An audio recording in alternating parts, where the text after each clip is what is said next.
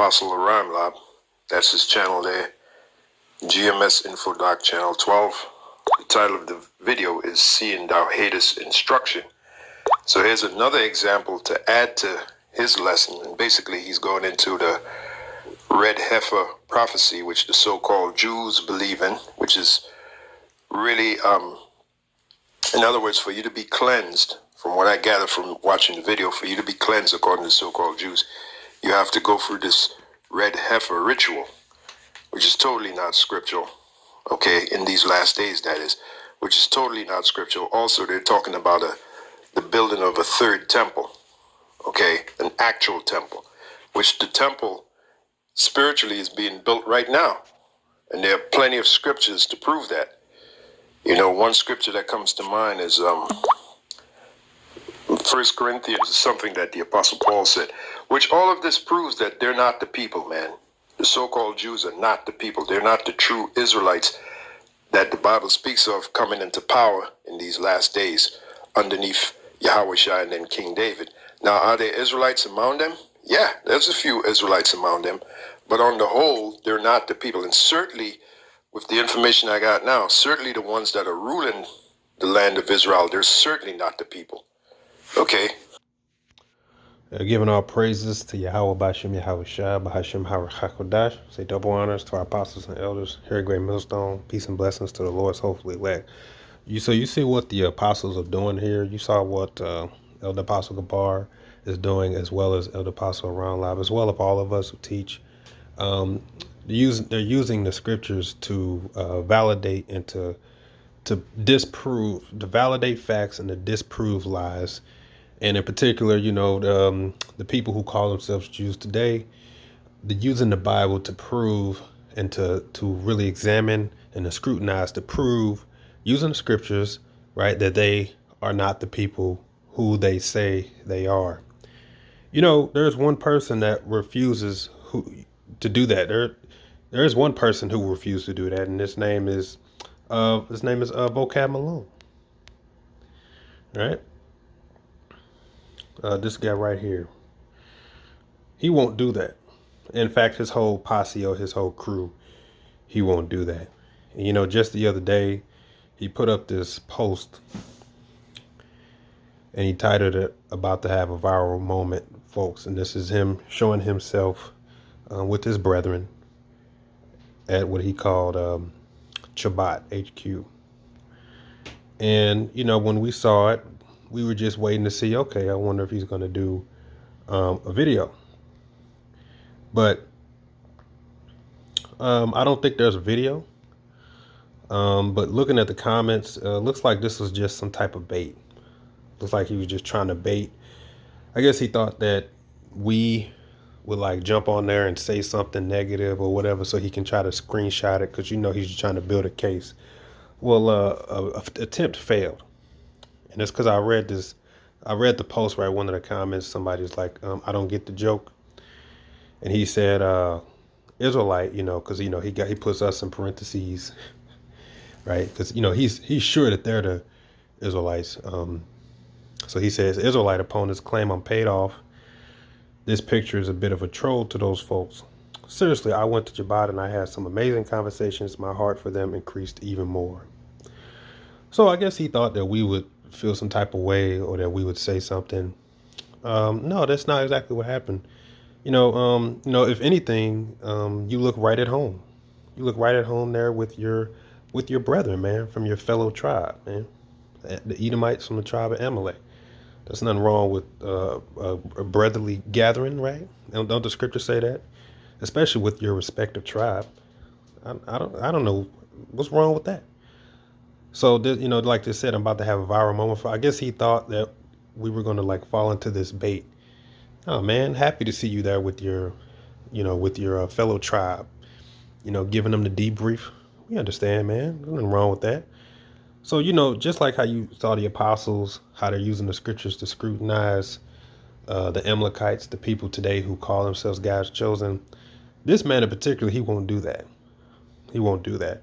And, you know, unfortunately, because when you go to the comment board, there was, looks like a sister, right? Looks like she got a little excited.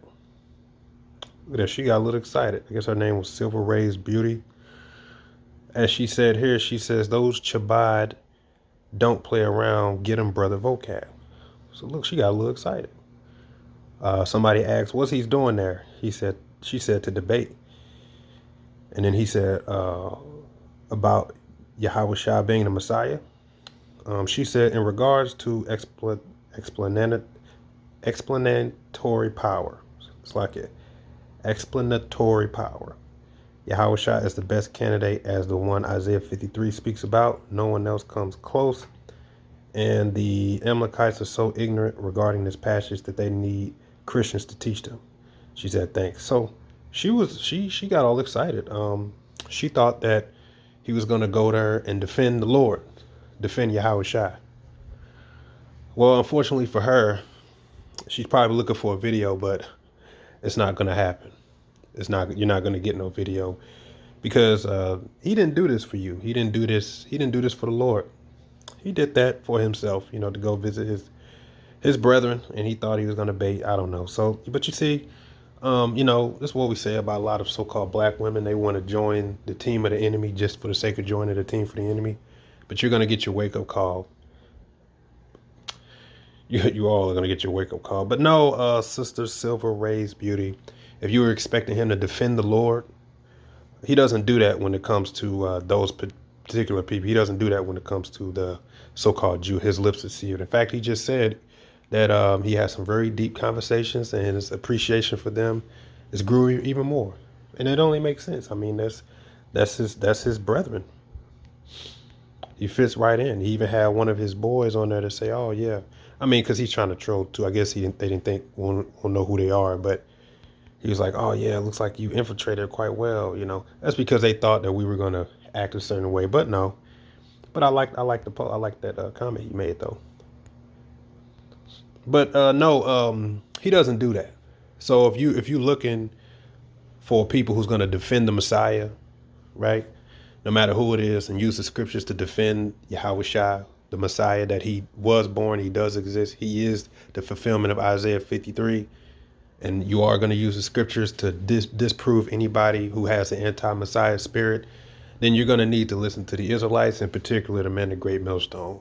Because if you were expecting him to do that amongst them, no, he won't do that. He won't do that.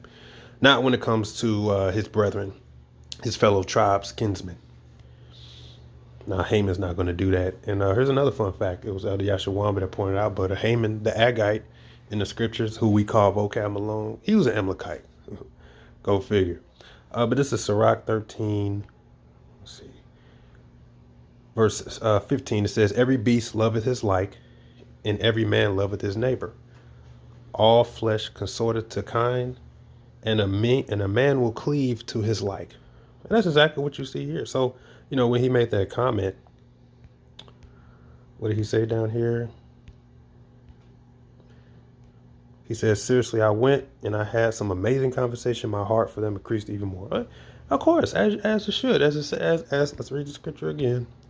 It says, every beast loveth his like, and every man loveth his neighbor. All flesh consorteth according to kind, and a man will cleave to his like. So, hey, Amalekites, you going back home to meet with your fellow brethren. Hey, man, that's a good thing, isn't it? So it only makes sense that everything will go well. Everything will go well there, right?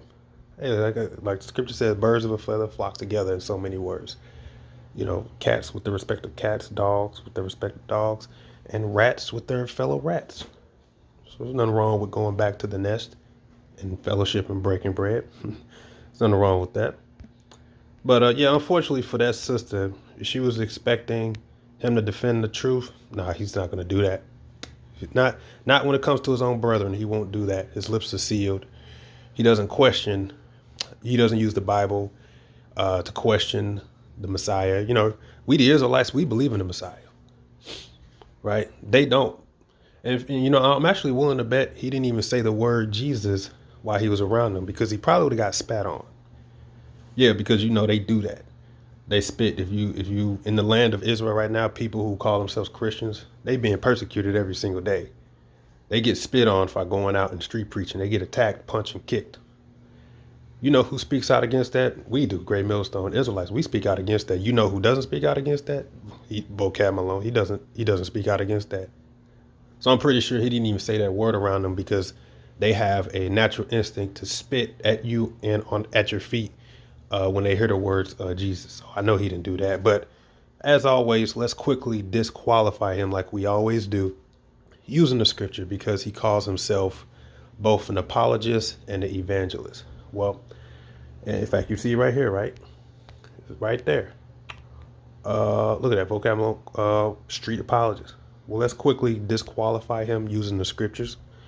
As Philippians 1, verse 16, Paul says, one preach Yahushua the Messiah of contention, not sincerely, supposing to add affliction to my bonds, but the other of love, knowing that I am set for the defense of the gospel. Go to that word defense there. It's the word apologia. So that's what that means. Apologia means to defend.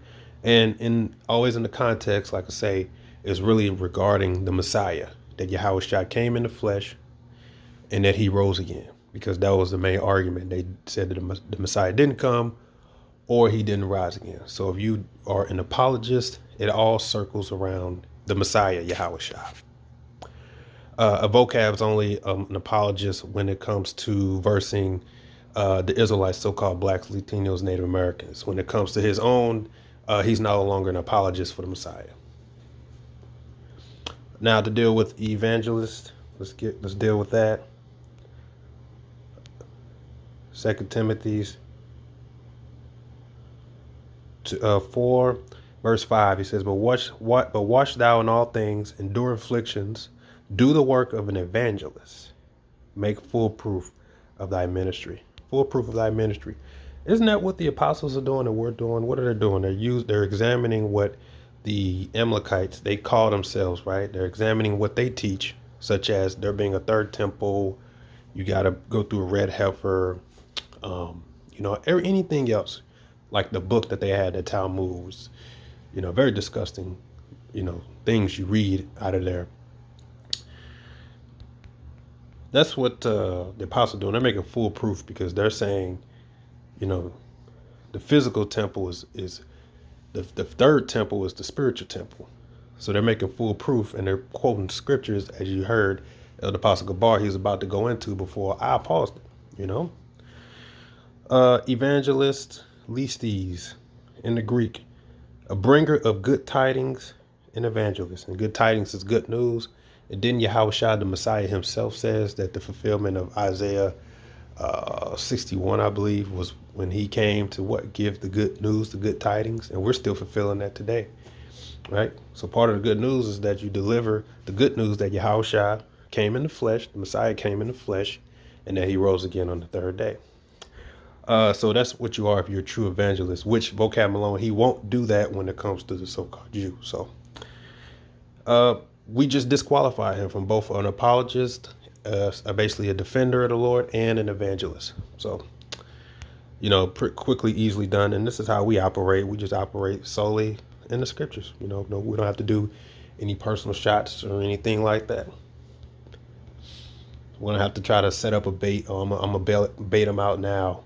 I'm going to bait them out and see if they're going to say something so I can use it, so later down the line when the opportunity arises, I can hit the main stage and I can use their hate for my fellow brethren as an excuse to label them anti this and that they're a threat. We already know what you're doing. If anything, we're just laughing at you. We're laughing at you, right? Look at the most recent video he did that the brothers pointed out. He sat down again with Shaka Homos, Sarnetta, again talking about the Israelites for 5 minutes. And what the elder say, Elder Karazai, when he shared it, he said, we living in our heads rent free. Indeed. We're laughing at you, man. We're just laughing. And no, we don't have to expect you to, what makes you think we were going to act a certain way because we saw this? Like what? Like, no, man. We understand that, when it comes to them, your lips are sealed. You don't, the defending the Messiah to you has limits, just like it says in Obadiah.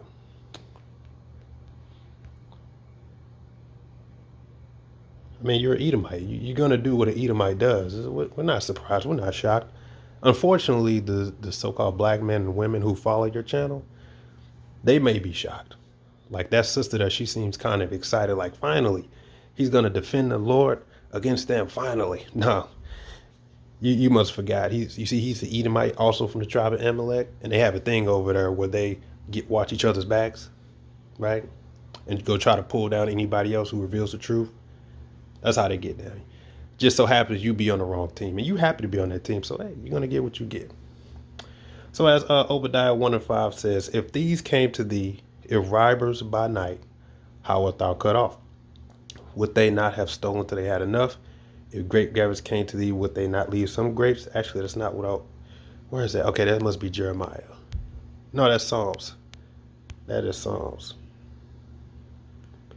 Excuse me, when I think about Esau, Edom, there's so many scriptures. I get a little confused. I get them mixed up sometimes. But as he says in Psalms, verse 50, verse 16, which is spiritual, because the Elder Apostle Ramlav's lesson, which Apostle Gabar was responding to, he titled it, Since Thou Hatest Instruction, which it was basis of off this scripture. So you see how anything regarding the Edomites, you resort back to these scriptures. So it says, but unto the wicked, talking about the Edomites, per Malachi, Yahweh said, what hast thou to do to declare my statutes, or that thou shouldest take my covenant in thy mouth, seeing thou hatest instruction, and castest my words behind thee? Here's the point I want. When thou sawest the thief, then thou consentest with him, and hast been the partaker with the adulteress. So we know that when it comes to your own brethren, you don't have a problem with it. You don't see any issues. You don't see any problems. You consent with it. You join hands with the thief. You don't have a problem with the things that they say. So we expect that. You got their backs. In fact, here's another clip that the brother just shared earlier today.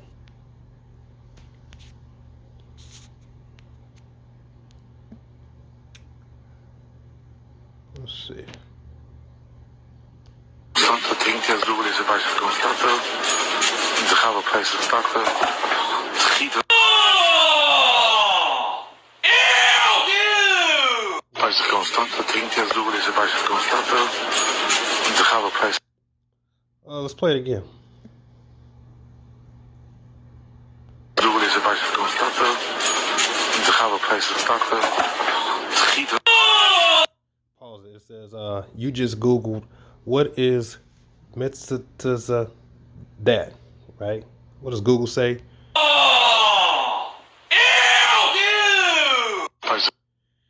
It says, when a baby is circumcised, some ritual circumcises do a practice, right? And it says uses their mouth to suck blood away from the baby circumcision. And as you can see, that one that performed that there, he had a cup, looked like there's some blood in it, and he drank it. So yeah, that's part of their culture. Does he have something to say about that? No, he has nothing to say about it. Why? Well, let's read it again, shall we? Psalms 50:18. When thou sawest a thief, thou consentest with them, and hast been a partaker with the adulteress. So you consent with the thief. You're okay with it. You understand? So, I just thought I'd throw that out there. So if you really want to hear the 100% truth, defending the gospel, no matter who it is or who it's against, you want to listen to the Israelites, in particular, the man of Great Millstone. And unfortunately for all you followers over there that follow him, yeah, I guess you didn't understand, but his lips are sealed when it comes to his own tribe and his own kinsmen. So no, Yahweh the Lord takes a back seat when it comes to his own kinsmen, and he's okay with, his eyes are closed. He's like, what? I didn't see anything. But you Negroes, Latinos, Native Americans, you calling yourself special? We got a problem. I don't like that. I don't like that. What? A book that teaches that it's okay to have sex with little boys and girls as young as 2 years old. I don't see a problem with that. I don't see a problem with that. A book that says it's okay to abort your children. I don't see a problem with that. Oh wait, You're saying that the Native American Indians, okay, are also a part of God's chosen people. You're saying that the Mexicans and the Negroes are also God's chosen people. And you're saying that the Messiah, he's a so-called black man. Okay, I got a problem with that. I got a problem with that. So just try to introduction if you didn't know who it is that you like or who it is that you follow. But if you want the actual truth, you want to come here to Great Millstone. With that, shalom.